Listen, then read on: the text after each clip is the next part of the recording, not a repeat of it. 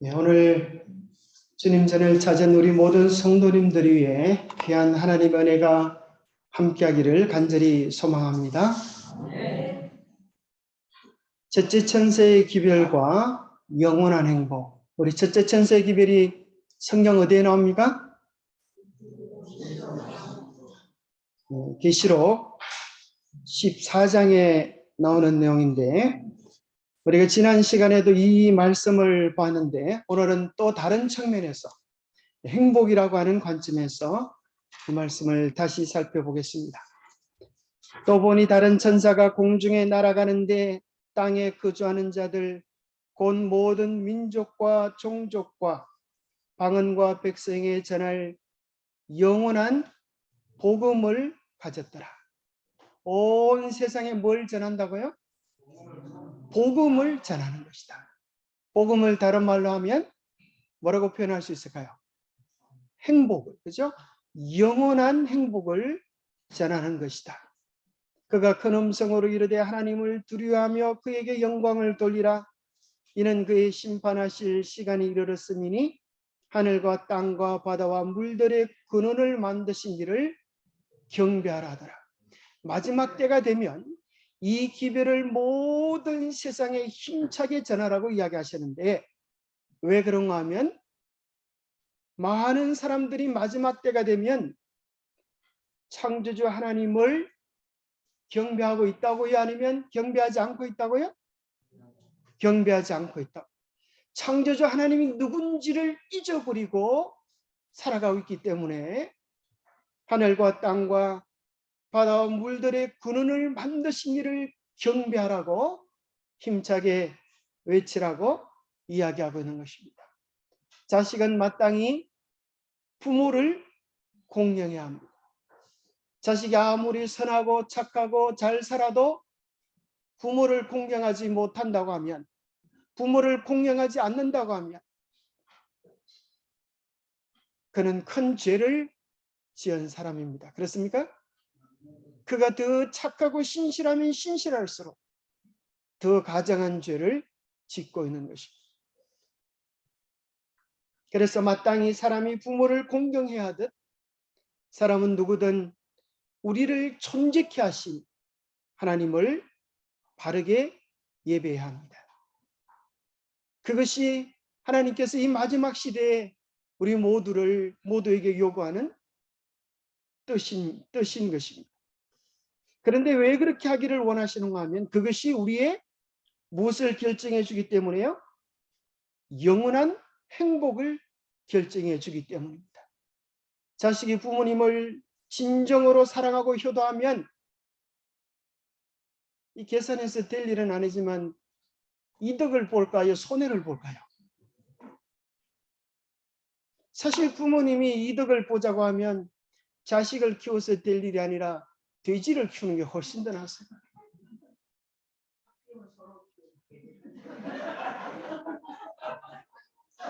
왜 그런가 하면 돼지는 새끼를 12마리씩 낳기 때문에. 그래서 이자가 12마리로 증가할 수 있다는 거예요. 그래서 여기 어느 병원에 요즘 참 코로나로 인하여 모두가 위기감을 느끼고 있는 이런 때에 어느 병원이 이렇게 간판 현수막을 내걸었습니다. 모든 병을 100만 원에 다 고쳐드리겠습니다. 만약에 못 고치면 위약금으로 1000만 원을 배상해 드리겠습니다.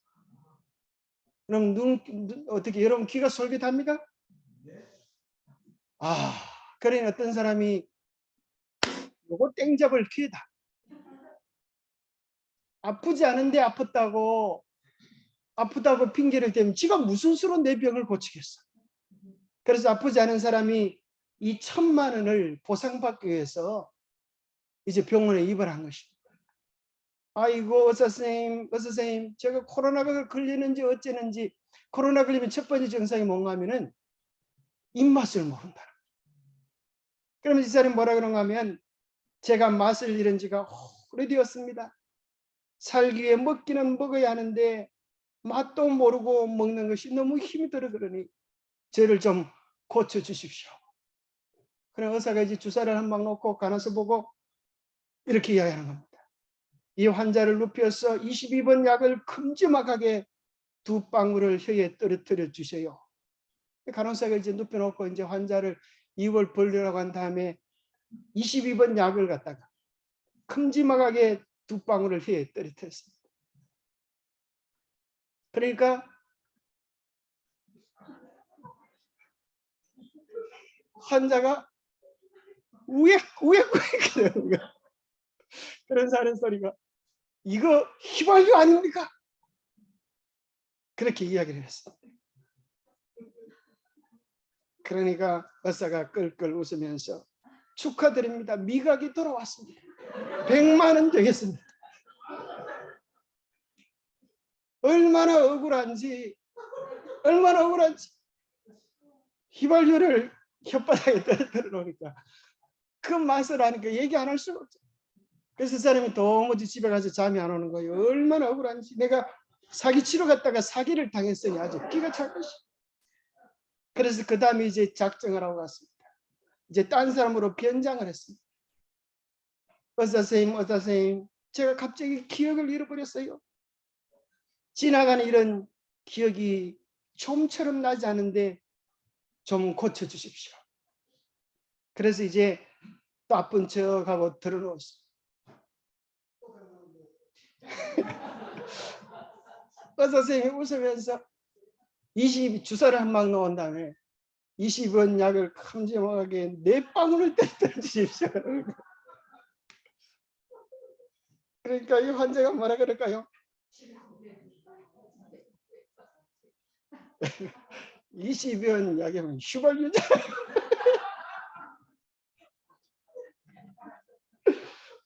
그 전에는 2방울이나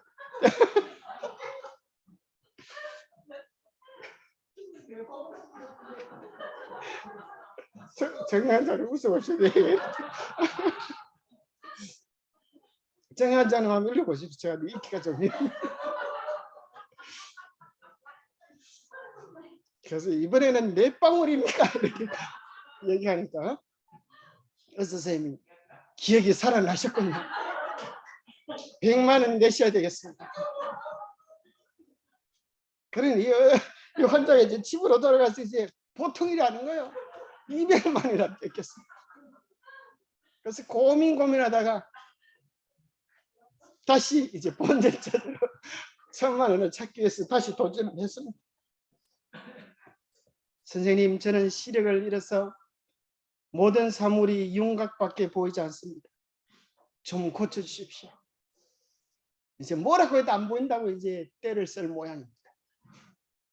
근데 이제 이 의사가 뭐라 그러는가 하면 아까 안타깝습니다만은 우리 병원에서 그 병을 고칠 약이 없습니다. 고쳐드리지 못해서 죄송합니다. 이 약금 1000만 원을 드리겠습니다. 그러면서 이제 그러니까 이 환자가 무슨 생각이 들었을까요? 이야, 드디어 내가 이제 본전 찾아가는구나. 게다가 얼마를 투자했어요? 200만 원을 투자하고 1000만 원을 벌어가면 계산이 빨리 되는데 800만 원을 이제 내가 이득을 보는구나. 그런데 의사가 미안하다고 하면서 1000원짜리를 손에 딱 쥐어주는 것입니다. 1000원짜리를 보고 나니까 이 환자가 깜짝 놀라가지고 뭐라고 그러는가 하면은 잠시만요. 이건 1000원짜리 지폐잖아요. 그러니까 의사 선생님이 웃으면서 예, 그렇습니다. 눈이 1000원짜리를 식별할 정도로 시력이 돌아왔으니 치료비 100만 원이 되겠습니다. 그래서 300만 원을 사기당했다는 것입니다. 코로나 시대라서 좀 웃으라고 하다가 제가 너무 많이 웃으니 죄송합니다. 여러분 웃으시는 모습을 보니까 왜 그렇게 우스운지 저도 우스워가지고 특별히 우리 임성 기사님 제일 잘 웃다가 막 울고 그러시는데 그런데 이 세상에서 참 사기꾼들이 많지만은 가장 큰 사기는 인생을 통째로 사기친 진화론입니다. 이 마지막 시대에 하나님의 말씀은 이러한 일들이 세상에 가득 찰 것을 알고 계신 것입니다. 진화사상은, 진화론은 왜 진화론이 아니고 진화사상이라고 하는가 하면 이것은 과학이 아니기 때문에, 이건 실제로 증명된 것이 아닙니다. 이것은 그저 하나의 이론이요, 가정이요, 생각인 것입니다. 이 진화사상이 거짓된 답을 인류에게 주고 있기 때문입니다. 인간은 누구이고 어디서 와서 어디로 가는가, 어떻게 살아야 하는가에 대한 이 중차대한 질문에 대하여 진화론은 거짓말을 해주고 있기 때문입니다. 우리 인생이 누구냐라고 진화론에게 묻는다면 현대 과학은 우리에게 뭐라고 이야기할까요? 올챙이 아니에요. 아메바도 아니에요. 그렇죠? 아메바는 어디서 왔냐라고 물어보면 어디서 왔다 그래요? 그저 물질에서. 어쩌 분자에서, 원자에서. 그것은 어디서 왔냐라고 물어보면 우연하게 어쩌다 보니까 생기게 되었다는 거예요.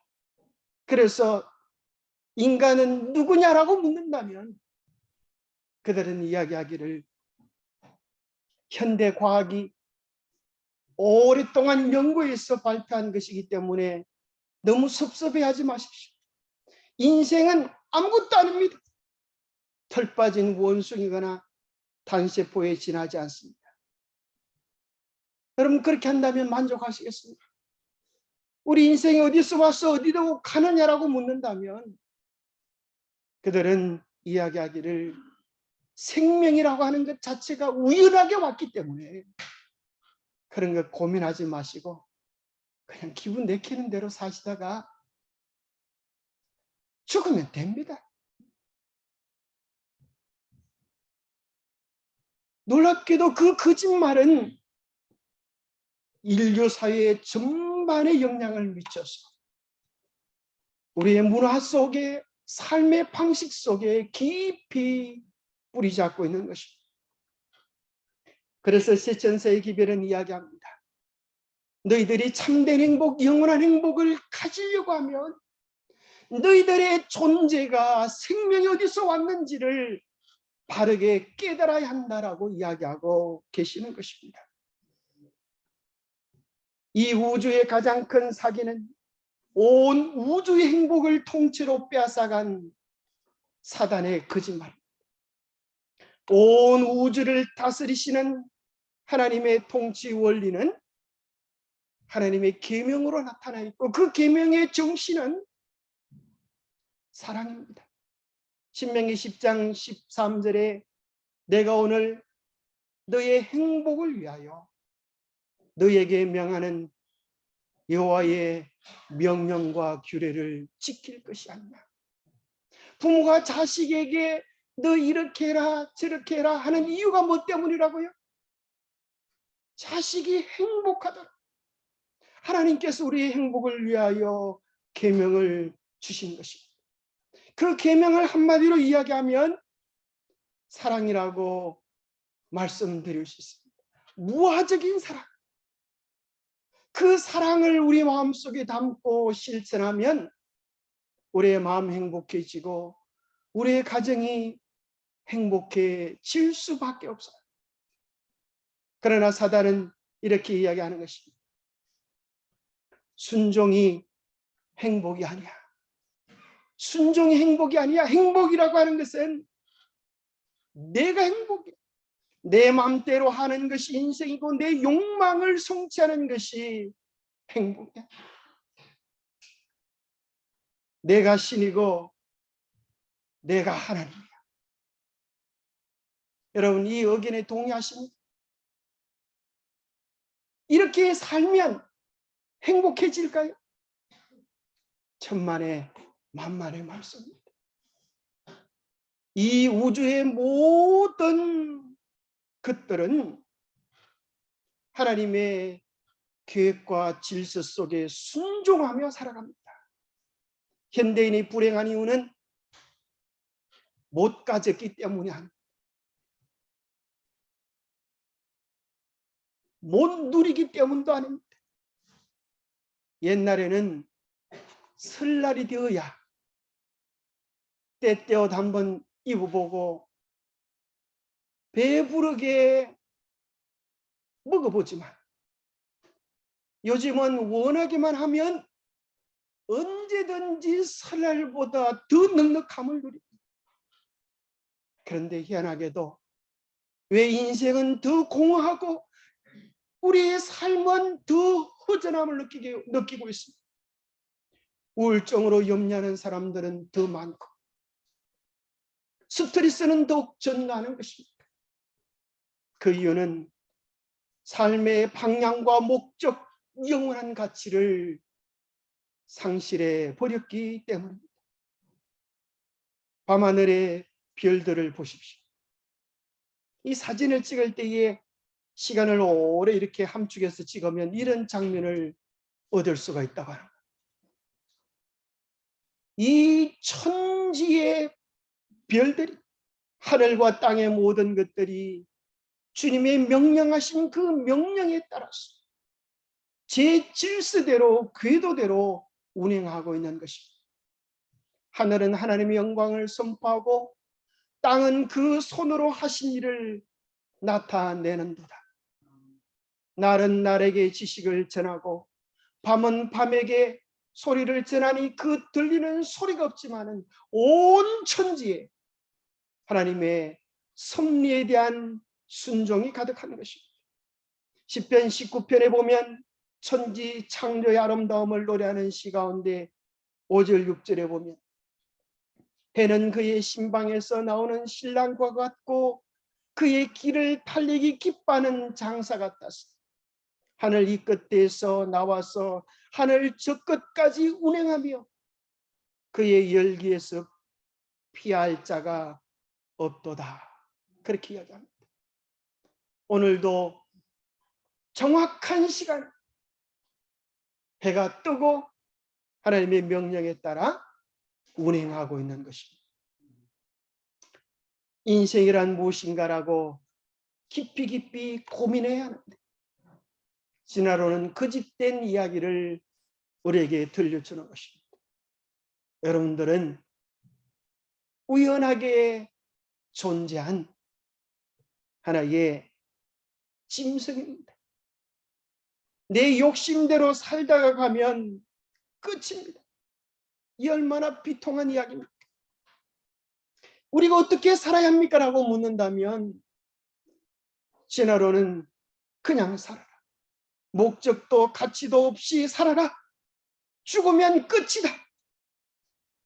신도 천국도 지옥도 없다. 그렇게 이야기를 해줍니다. 이것이 오늘 현대 과학이 세상에 이야기하는 것입니다. 리차드 도킨스라고 하는 유명한 진화론 학자는 이런 책을 썼습니다. 신은 과연 인간을 창조했는가? 신은 착각이며 유해한 착각이다. 신이란 존재하지 않는다. 유해한 착각이 신이다. 그런 책을 썼습니다. 그러면서 그는 자 이렇게 이야기합니다. 이 세상이 어떻게 생겼습니까? 오랜 시간을 거쳐 생겼습니다. 어떻게 시작되었나요? 그건 잘 모르겠습니다. 최초의 생명이 어떻게 생겼습니까?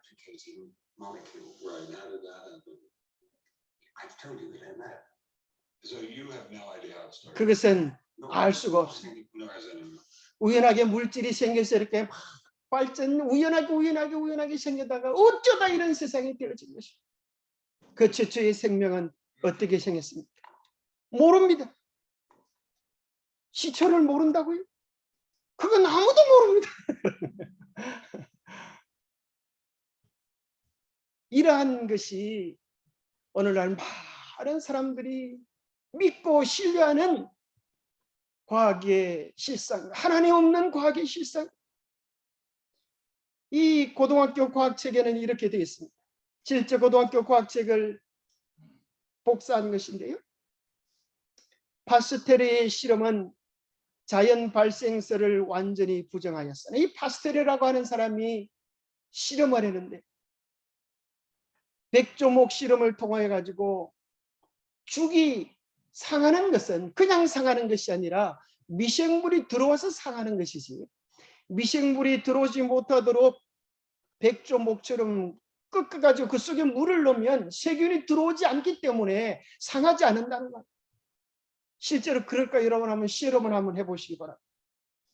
그래서 세상에 자연이 생길 수 있는 것은 없다라고 하는 것을 증명했습니다. 여러분, 쥐가 죽으면 구더기가 저절로 생길까요? 구더기도 애미가 있는데 누구예요? 똥파리입니다. 똥파리가 없으면 구더기가 없어요. 여기 과학책은 이렇게 설명합니다. 자연 발생설은 완전히 부정하였으나 그렇다면 최초의 생명이 어떻게 시작하였는지에 대한 문제는 해결하지 못하겠다. 자, 저절로 되어지지 않았다고 하면 정답은 하나밖에 없습니다. 저절로 되어지지 않았다고 하면 누군가 만든 것입니다. 얼마나 명확합니까? 자, 이 방 안에 수많은 물건들이 가득 차 있습니다. 이것 가운데 우리가 아는 것, 시작을 하는 것 중에 어느 것 하나도 저절로 된 것은 아무것도 없습니다. 저절로 되지 않으면 만들었다라고 이야기해야 할 때인데 그것을 인정하기 싫어서 과학계가 이렇게 얘기합니다. 책이 학생들이 배우는 책입니다. 오늘날 대부분의 학자들은 생명이 무생물로부터 오랜 세월에 걸쳐 점진적으로 자연이 생겨난 것으로 뭐하고 있다? 믿고 있다. 여기 책에 이렇게 기록되어 있어요. 자연이 생겨난 것으로 믿고 있다. 자연이 생겨난 것으로 증명되었다. 이게 아니에요. 진화론은 믿음인 것입니다. 자, 희한한 것은 몇 프로의 확률 속에 기초한 믿음을 하면 여기 보니까 자연 발생설을 완전히 부정하였어요. 요즘 아이들은 좀 예쁘면 어떻게 예쁘다 그래요? 완전 예쁘다 그래요. 좀 웃기면 완전 웃긴다 이렇게. 완전이라는 표현을 쉽게 잘 씁니다. 완전은 몇 프로예요? 100%예요. 100%. 완전히 부정되었다고 하면 저절로 생길 수 있는 가능성은 0%라는 거예요. 1도 없다는 거예요. 그게 팩트예요. 그런데 현대 과학자들은 최초의 생명은 오랜 세월에 걸쳐서 자연이 생겨난 것으로 뭐하고 있다? 믿고 있다. 0%의 가능성도 없는 그것을 주장하고 믿고 있는 것입니다. 그래서 진화론의 문제는 무엇인가 하면 단순한 그런 믿음이 문제가 아니라 수많은 사람들의 생각 속에서 하나님을 지워버렸고 천국을 지워버렸고 더 나아가서 심판을 지워버렸습니다. 그래서 사람들에게 이제 이렇게 이야기하는 것입니다. 네 살고 싶은 대로 살아라. 이것이 가장 무서운 진화론의 병폐인 것입니다. 여러분, 지옥을 맛보려고 하면 어렵지 않습니다. 어떻게 하면 될까요? 다른 사람의 의견, 하늘의 질서 이런 것에 대하여 관심 두지 마시고 내 고집대로, 내 욕심대로, 내 뜻만 주장합니다. 여러분의 삶이 오래되지 않아 금방 생지옥이 되어버립니다. 사실은 제가 요 근래에 실험 삼아서 부부싸움을 한번 해봤어요. 희한하게도 정말 사랑할 때는 머리부터 발까지가 정말 사랑스럽고 사는 것이 매일 즐겁고 기쁘고 행복해. 밥을 먹을 때도 왜 이렇게 맛있나. 세상에 참 내가 장가 한번 자랐지 어떻게 하다가 저렇게 예쁜 섹시를 얻어서 매일 하루에 3번씩 이렇게 귀한 선물을 받나. 모든 게 감사하고 행복한데 싸움을 한번 해보니까 무슨 생각이 들까요? 그렇게 예뻤던 얼굴이 왜 그렇게 꼴보기 싫어 보이는지.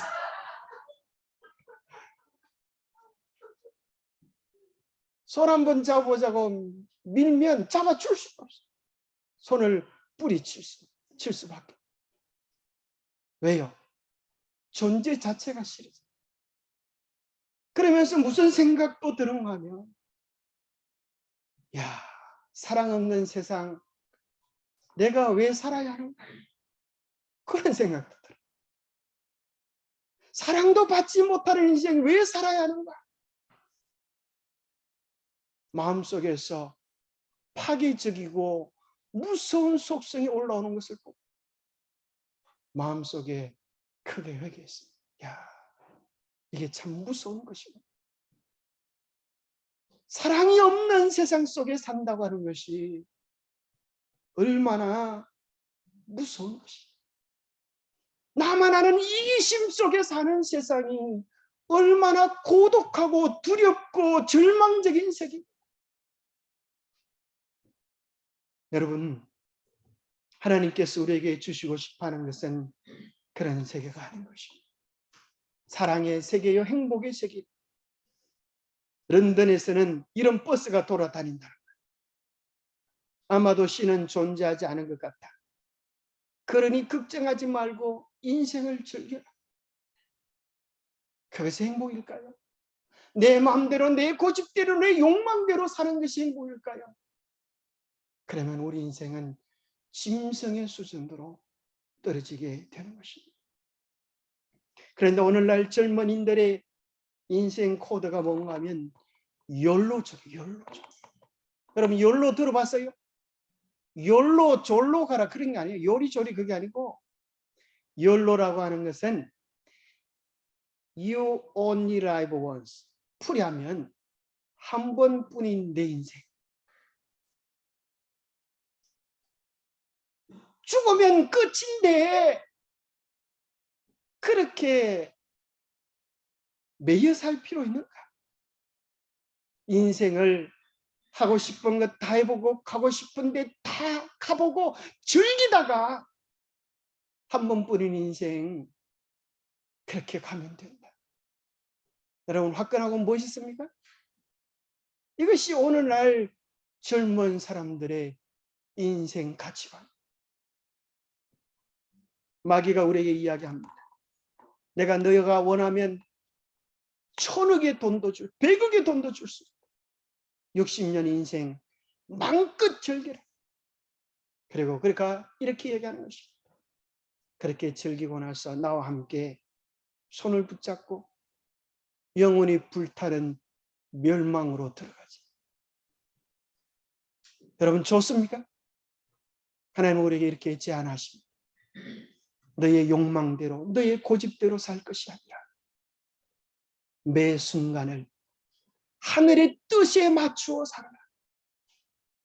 그러면 너의 매 순간이 의미가 있고 매 순간이 행복하고 매 순간에 영원을 맛보는 즐거움을 누릴 수 있을 것이다. 여러분 매 순간 영혼을 맛보시게 되기를 바랍니다. 그래서 욜로족의 주 소비 품목이 어디다 돈을 투자하는가 하면 해외여행 1위, 취미생활, 패션, 먹거리, 외모, 국내여행, 자동차, 튜닝 뭐 이런 데 다 쓴다. 왜요? 어차피 죽을 인생 멋지게 한번 놀아보자. 갈 때 가보자. 갈 때까지 가보자. 갈 때까지 가본 사람이 한 사람이 있었습니다. 우리나라의 유명한 가수, 여러분 박진영 씨라고 들어보셨습니까? 여러분 텔레비 틀면 나면 박진영 씨 아주 노래도 잘하고 생기기도 아주 사람이 참 멋지게 생겼어요. 여기 보니까 박진영 씨가 노래를 부르는데 그 노래가 뭔가 하면 놀 만큼 놀아봤어. 참 노래도 어떻게 그런 노래를 했어. 이렇게 난 놀 만큼 놀아봤어. 노래 가사입니다. 저는 어떻게 부르는지 잘 모르겠지만 이런 가사가 있다 그래요. 난 놀 만큼 놀아봤어. 왠지 몰랐어. 뭐 때문에 열심히 살지. 돈 벌어서 어떻게 써야 하는 건지 둘러보았어. 무엇으로 나를 채울지. 먹고 먹어도 왜 계속 배가 고프지? 난 놀 만큼 놀아봤어. 또 벌만큼 벌어봤어. 예쁜 여자, 섹시한 여자 함께 즐길 만큼 즐겨봤어. 결국엔 또 허전했어. 언제나 그때뿐이었어. 온갖 즐기고 싶은 것들을 다 즐겨보니까 마지막 그는 고백하기를 허전했어. 그러면서 뭐라 그런가 하면 이런 날 어서 구해줘. 구해줘. 베이비 제발. 이 베이비가 어쨌든 뭐 젊은 사람 분위기 살려고 그런 모양인데 꺼지지 않을 음식으로 나를 배불려줘. 자, 이제까지 세상 음식을 막 먹어보니까 먹을 때는 만족을 주는 것 같은데 먹으면 먹을수록 허전하고 채우면 채울수록 공하여서 뭐라 그런가 하면 꺼지지 않을 음식으로 나를 배불려줘. 목마르지 않을 생수로 내 영혼을 채워줘. 그렇게 몸부림치는 것입니다. 근데 가져도 왜 계속 배가 고프지? 눈 감을 때 두렵지 않기를. 눈 감을 때 웃을 수 있기를. 이 눈 감을 때 언제 얘기하는 거야? 죽을 때 말이죠. 이렇게 마음껏 즐기다가 보니까 인생이 그에게 이야기하는 것 같아요. 너 그렇게 살았어? 그렇게 살았어? 되겠니? 그 소리가 들리는. 내가 어디로 가는지 알면서 내딛는 힘찬 발걸음으로 살기를. 어디서 와서 어디로 가는지 알지 못하는 인생이 아니라 분명한 목적지를 알며 영혼으로 가는 힘찬 발걸음을 내딛기를 소망한다. 갤럭시를 똑바로 쓰려면 삼성에게 물어보고 아이폰을 똑바로 쓰려면 애플에게 물어보듯 인생을 똑바로 살려면 인간 만든 사람을 찾아, 세상을 똑바로 살려면 세상 만든 사람을 찾아 물어보는 게 당연한 이치인데 그동안 내가 뭘 안다고 뜨드러댔는지 부끄러워. 만나서 물어보고 믿고 또 믿어지면 그때부터가 바로 사는 거야. 믿고 또 믿어지면 그날이 내 생일이야. 참 이 사람이 전도회라는 것 같아. 가서 노래 가수 속에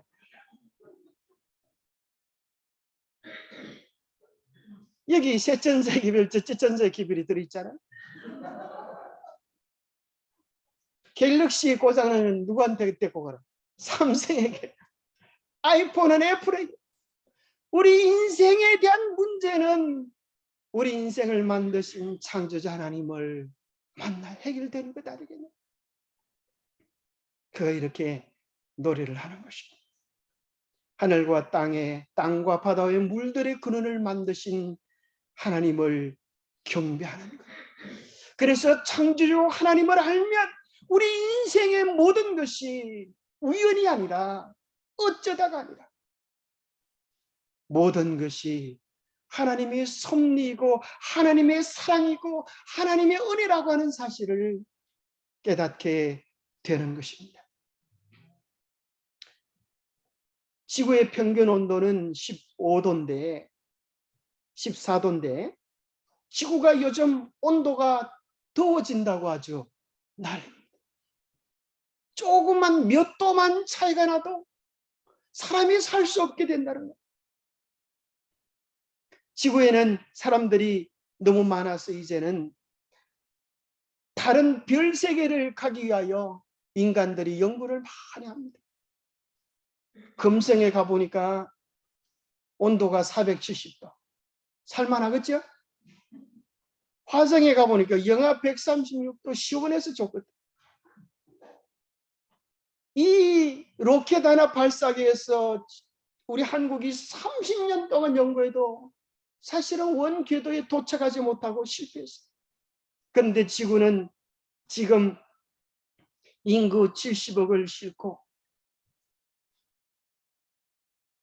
공전속도 시속 107,280km로 돌아가는 그런 우주선 M1 총알의 37배 제트 여객기에 153배로 빨리 돌면서 고장이 났어요, 안 났어요? 사고 한 번 없이 돌아가는 것이 어떻게 운전수가 없이 가능할 수 있나?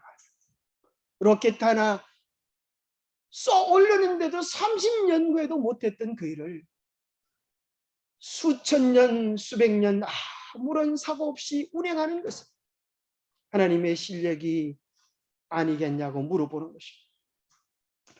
그래서 여기 보면 지구는 태양으로부터 1억 5천만 킬로에 있으면서도 그 온도를 하나님이 살기 좋게 적절하게 유지해 주시는 것입니다.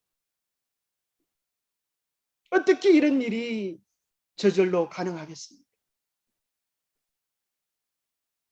지구 온도가 이제 더워지면서 지구가 아이스크림처럼 녹아가기 시작한다고 사람들이 염려가 태산입니다.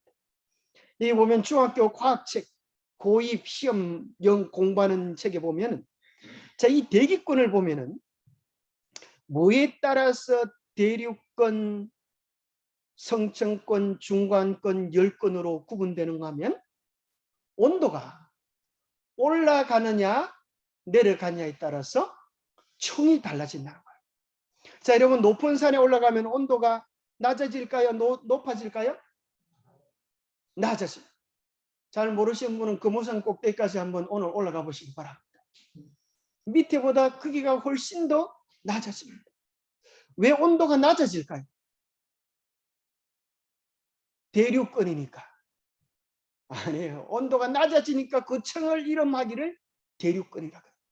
그런데 여기에 대해서 왜 그런지에 대해서 과학은 이야기하지 않고 과학은 뭘 얘기하는가 하면 외우는 게지 시험 공부라.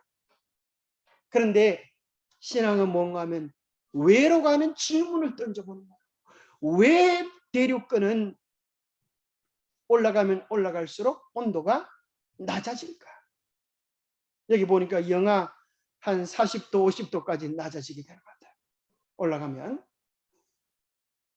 왜 그럴까요? 왜 그럴까요? 여러분 아세요? 모르세요? 하나님께서 그렇게 만들어 놓으셨기 때문에. 근데 만약에 이것이 올라가면 올라갈수록 온도가 높아지면 무슨 일이 생길까요? 무슨 일이 생길까요? 온도가 올라가면 올라갈수록 높아지면 좋을 것 같지만 땅에 있는 물들이 다 증발해버리고 없어져버려요. 하나님께서 온도가 낮아지도록 대륙권을 만들어 주셔서 증발되는 공기들이 물들이 올라가서 대륙권에서 얼어가지고 순환되도록 해놓으십니다. 이것 하나만 바꿔도 지구에 있는 물들이 다 없어져 버려요. 놀랍지 않습니까? 그 다음에 이제 성층권 10권에 들어가면 온도가 자 10권은 어디서부터 시작하는가 하면 80km 이상부터 시작합니다. 80km. 별로 높지도 않아요. 80km 이상이 되면 10권이 시작되는데 10권의 온도는 어디까지 올라가면 2000도 이상 올라간다는 거예요. 여러분 2000도 뜨뜻할까요? 궁금한 시험에 올라갔다 한번 와보세요. 2000도. 근데 희한하죠. 이 10권에 어떻게 2000도가 되는 온도가 갑자기 떨어졌다 올라갔다가 떨어졌다 올라갔다 왜 이래요? 하나님께서 이렇게 만드신 특별한 보호 속에 섭리 속에 우리가 살아가고 있는 것입니다. 하나님이 왜 우리 인간을 만드셨나? 이사야 43장 7절에 하나님이 우리를 창조하신 목적을 이렇게 이야기합니다.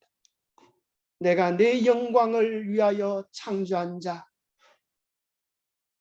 그를 오게 하라. 내가 지었고 만들었는다. 우리는 뭘 위하여 살아가야 하는가? 하나님의 영광을 위하여 살아가야 합니다. 이것이 인생을 만든 하나님의 목적입니다. 하나님의 영광을 위하여 산다고 하는 것을 기록이라고 하는 책에는 이야기하기를 우리 속에 있는 하나님의 형상을 회복시켜 가는 것. 이것이 하나님이 우리를 창조하신 위대한 목적이라는 것입니다. 얼마나 감사합니까? 우리는 하나님의 자녀들이요. 우리 속에는 하나님의 형상이 있어서 이 우주에서 가장 가치 있는 하나님의 모델들이라고 하는 사실. 그래서 마태복음 5장 16절에 보면 이같이 너희 빛이 사람들 앞에 비치게 하여 그들로 너희 착한 행실을 보고 하늘에 계신 너희 아버지께 영광을 돌리게 하라. 무엇을 통하여 아버지께 영광을 돌릴 수 있다고요? 빛을 비춤으로. 빛을 비춤으로. 그 빛은 착한 행실이라고 했습니다. 그런데 그 빛은 본래 우리에게서 생길 수 있는 빛이 아니라 마치 달이 태양빛을 반사하는 것처럼 주님의 은혜를 머금고 우리의 삶을 통하여 하나님의 아름다움을 드러내는 것입니다. 그래서 시대의 소망이라는 책이 이렇게 이야기합니다. 구주의 다함이 없는 사랑을 바라보는 자는 사상이 향상되고 마음이 순결하게 되며 품성이 변화될 것이다. 그는 나아가 세상의 빛이 될 것이며 이 오묘한 사랑을 반사할 것이다. 하나님께서 우리를 통하여 이 일을 하기 원하시는 것입니다. 우리가 말 때요, 다함이 없는 하나님의 사랑을 바라볼 때, 그럼 우리가 다함이 없는 하나님의 사랑을 어떻게 바라볼 수 있을까요? 예수 그리스도의 생애를 깊이 명상함으로, 하나님이 만드신 이 모든 천년계를 보므로, 그러면서 우리의 사건들마다 우리가 이렇게 말을 하는 것입니다. 한번 이 말씀을 한번 따라해 보시기 바랍니다. 아주 좋은 말씀입니다. 이 속에 하나님의 어떤 사랑이 숨겨져 있을까? 시작.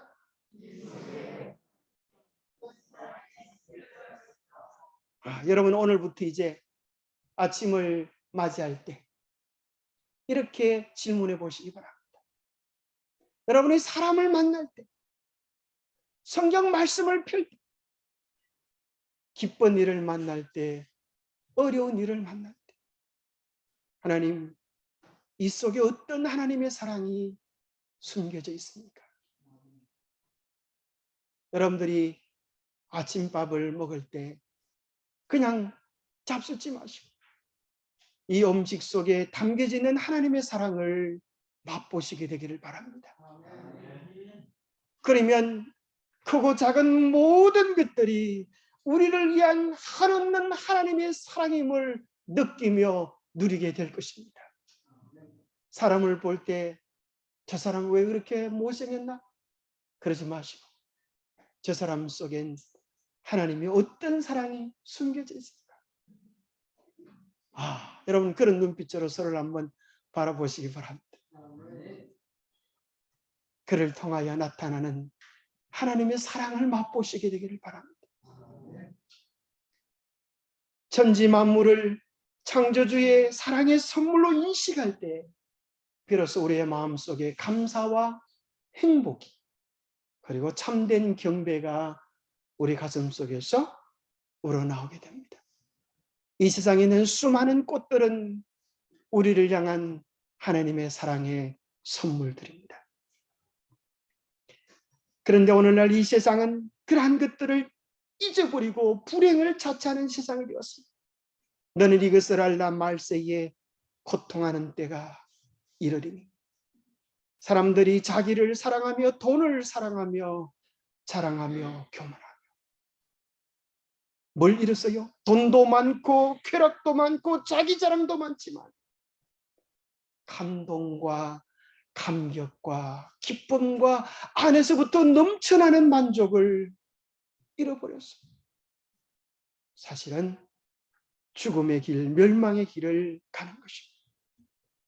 데이비드 포스터 윌리스라고 하는 유명한 미국 작가는 한 대학의 졸업 연설에서 이렇게 이야기했습니다. 모든 사람은 숭배한다. 이 사람은 무신론자인데 어떻게 이런 말을 했는지 모르겠어요. 무엇을 숭배할 것인지가 선택으로 남을 뿐이다. 신을 숭배의 대상으로 선택한 확연한 이유는 다른 숭배의 대상은 당신을 산채로 삼켜버리기 때문이다. 돈과 재물을 숭배하면 아무리 가져도 만족을 얻지 못한다. 삶의 진정한 의미를 거기서 얻으려 하면 충분히 소유했다는 기분이 들지 않는다. 그게 실상이다. 몸과 미모와 성적 매력을 숭배해보라. 늘 자신이 못생겨 보이고 나이 들어 노화가 표시나기 시작하면 실제로 땅에 묻히기 전에 1000만 번 미리 죽는다. 권력을 숭배해보라. 결국 자신이 한없이 나약하게 느껴지고 두려워진다. 이 두려움을 몰아내려면 다른 사람을 지배할 권력이 점점 더 많아져야 한다. 똑똑해 보이는 지성을 숭배해보라. 결국 자신이 늘 발각되기 직전에 미련한 사기꾼처럼 미련한 사람처럼 보이게 될 것이다. 하나님을 경배하면 우리가 만나는 모든 사건들이 모든 만물들이 기쁨과 감동으로 우리에게 다가오지만 하나님 외에 다른 것들을 숭배하면 그것은 우리를 삼켜버리고 우리를 절망으로 이끌 것입니다. 사르트르의 말처럼 인생은 B와 D. B라고 하는 것은 탄생, birth, D는 사망. 이 있지만 그 사이에 C가 있다. 인생은 선택이다 그랬습니다. 인생은 공동묘지가 종점인 버스를 타고 그 안에서 서로 좋은 자리를 차지하려고 다투는 것과 같다. 좋은 자리를 차지했다고 하는 것은 누워서 가는 것입니다. 그러나 결국 사망으로 멸망으로 가는 길을 벗어날 수는 없는 것입니다. 그러나 바른 선택 C를 통하여 그리스도를 선택할 때 우리는 영원한 인생, 가치 있는 인생, 목적 있는 생을 살아가게 되는 것입니다.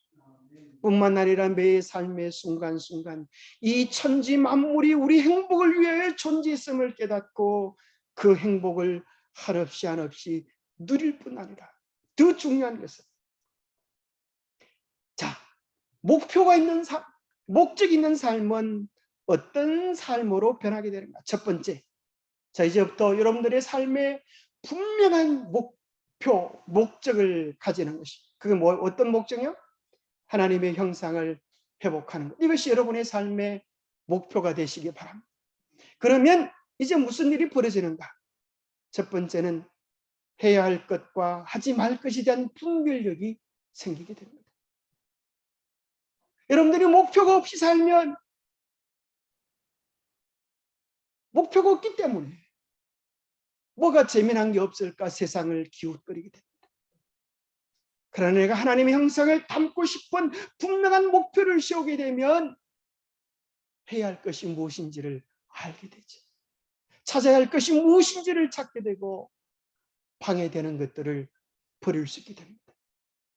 역경 속에서도 쉽게 포기하지 않게 됩니다. 그것이 주님의 약속이니까 반드시 될 거야. 세 번째는 지기움을 줄여주고 성취감을 갖게 해줍니다. 매일매일 작은 변화들을 통하여 우리는 그 성취감과 마지막 이루게 될 하나님이 우리 안에 역사하시는 아름다운 꿈에 대한 설레이는 감동을 느껴갈 수 있는 것입니다. 그래서 우리는 산 꼭대기에 도달해서만 기쁨을 맛보는 사람이 아니라 산에 올라가면서 매 순간을 즐길 수 있는 것처럼 천국에 도달했을 뿐 아니라 매일매일 삶의 변화들을 통하여 천국의 계단을 오르는 기쁨을 맛보게 됩니다. 네 번째는 주변 사물들에 대한 새로운 인식이 아이디어가 떠오릅니다.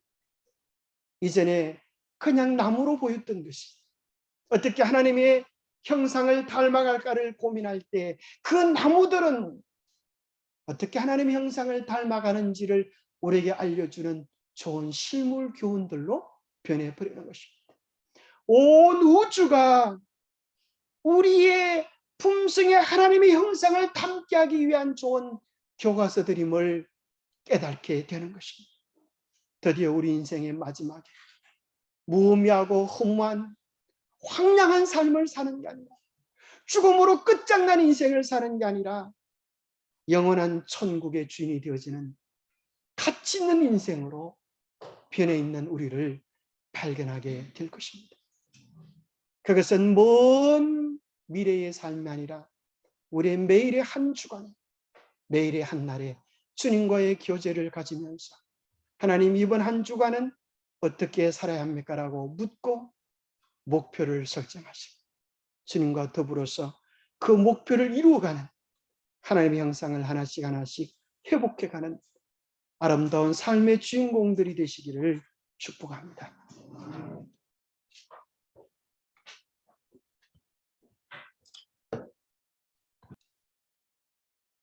하나님 아버지, 우리의 삶의 아름다운 목표를 발견하게 도와주시니 감사합니다. 우리의 삶이 배워야 할 하나님의 사랑 때문에, 닮아야 할 주님의 품성 때문에 지루하지 않게 하심을 감사합니다. 무의미하게 하지 않음을 감사합니다. 매일 매 순간에 그 사랑과 그 기쁨과 그 즐거움을 맛보게 하여 주시옵소서. 크고 작은 세계들 속에서 하늘을 맛보고 닮아가는 연습을 하게도 하시고 주님의 사랑의 품성을 우리의 삶에 품고 매일매일 하나의 목표를 정하여 변화되고 닮아가는 아름다운 축복의 시작을 해보는 멋진 한 해가 될 수 있도록 우리 모두를 축복하여 주시옵소서. 그리하여 방황하는 인생, 무의미한 인생이 아니라 하나님 안에서 의미 있고 가치 있는 인생들로 꼴지어지게 축복해 주시옵기를 우리 주 예수 그리스도 이름으로 모자하여 간절히 간구하옵나이다.